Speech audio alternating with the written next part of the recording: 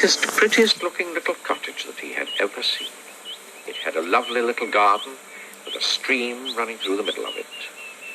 There was a man in the garden clipping the hedge.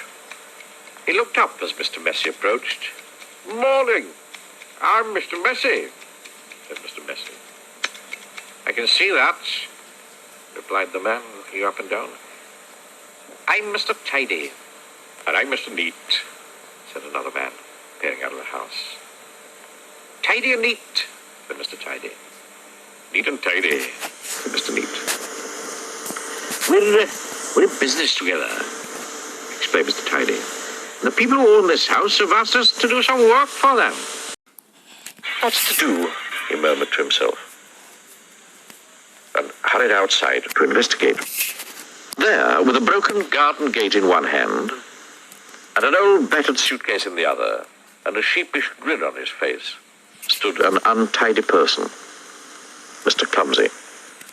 "Whoops," he said, holding up the garden gate. "It came off in my hand." "Who?"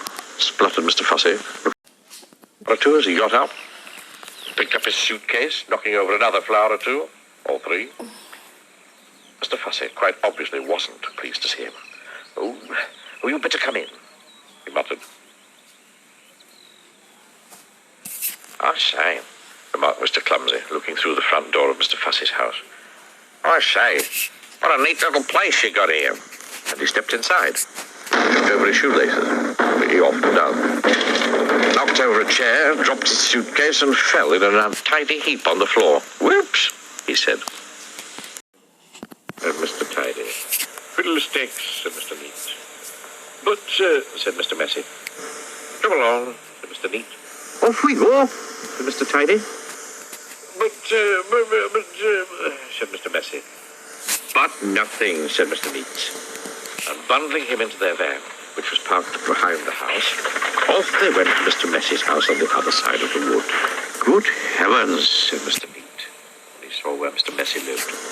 "Good gracious me," added Mr. Tidy. They both went inside the house. "Good heavens," said Mr. Neat for the second time that morning. "Good gracious," said Mr. Tidy for the second time that morning. And then they set about cleaning the house from top to bottom.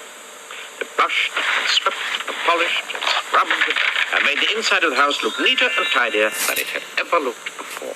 "There we are," said Mr. Tidy. "All finished," said Mr. Neat. "Tidy and neat," said Mr. Tidy. "Neat and tidy," said Mr. Neat.